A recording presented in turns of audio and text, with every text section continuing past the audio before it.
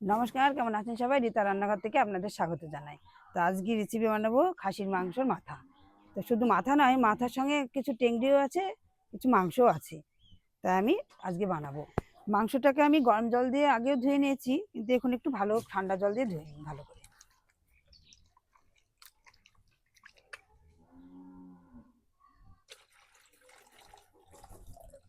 হ্যাঁ, আমি এই মাংসটা রান্নার জন্য এখানে নিয়েছি লঙ্কা, জিরে, আদা, রসুন, পেঁয়াজ কোচানো, আর কিছু কোচানো পেঁয়াজ আছে। একে একে মশলাগুলো এবার বেটে নেব। এখানে আছে রসুন, আদা, জিরি, এগুলো বেটে নেব।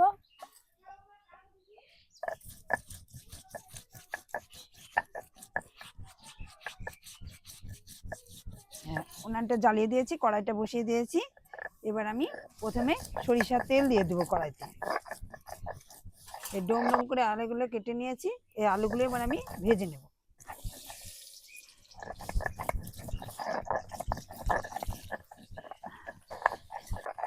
জিরি, আদা, রসুনটা বাটা হয়ে গেছে, আমি তুলে নিচ্ছি। কাগুলো এবার আমি বেটে নিচ্ছি।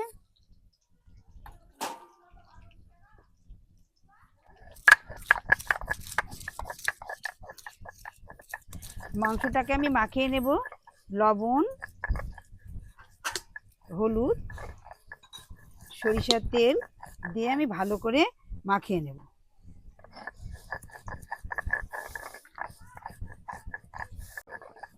লঙ্কা বাটাটা তুলে নিচ্ছি। পেঁয়াজগুলো আমি বেটে নিচ্ছি।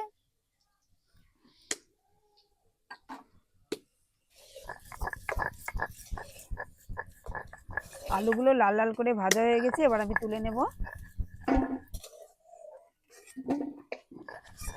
হ্যাঁ, ওই আলু ভাজা তেলে আমি শুকনো লঙ্কা, তেজপাতা, পাঁচফোড়ন, এলাচ, দারচিনি এগুলো আমি দিয়ে দিচ্ছি।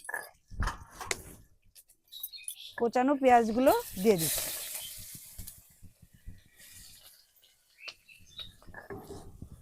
পেঁয়াজগুলো ভাজা হয়ে গেছে, এবার আমি মাখানো মাংসটা তুলে দিচ্ছি।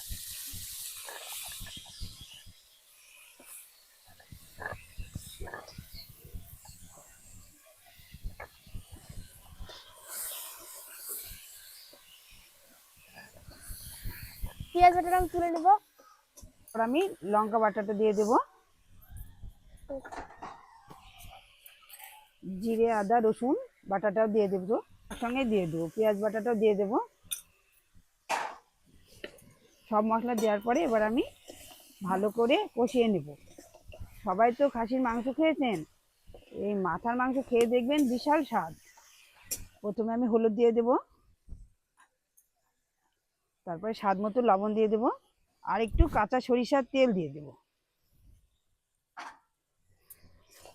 সবাই এই মাংস খেয়ে দেখবেন, চাইলে বাড়িতে রান্না করে খুব সুস্বাদু লাগে। আমার মেয়ে কেয়া ও খুব পছন্দ করেন, কিন্তু সৌমিক খুব একটা পছন্দ করেন না। ভাজা আলুগুলো আমি দিয়ে দেব।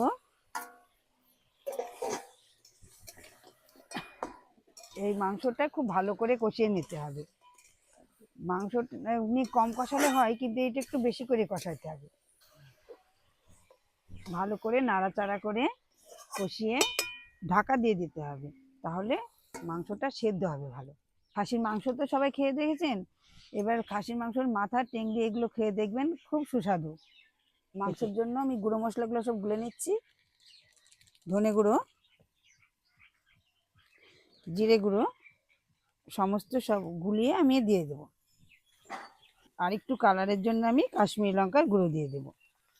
সমস্ত মশলাগুলোকে আমি ভালো করে জল দিয়ে গুলিয়ে নেব।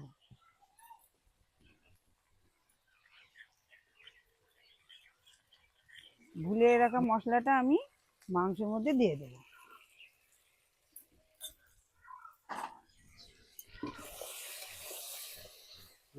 প্রতিদিনের রান্নাতে আমি বেশি মশলা ব্যবহার করি না, তাই আমি খুব কম মশলাতেই মাথার মাংসটা রান্না করছি।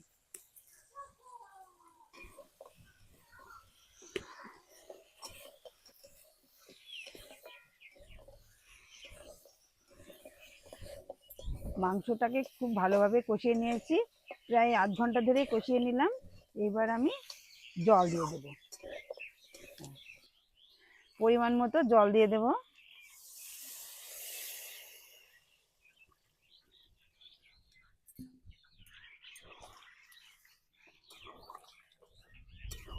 চাইলে বাড়িতে বানিয়ে খেয়ে দেখবেন, খুব সুন্দর খেতে। এই মাংসটা পাতলা ঝোলও ভালো লাগবে, আবার আপনারা চাইলে রুটির সঙ্গে কষা কষাও খেতে ভালো লাগবে। রান্না হয়ে এসেছে, সব শেষে আমি গরম মশলা গুঁড়োটা দিয়ে দিচ্ছি।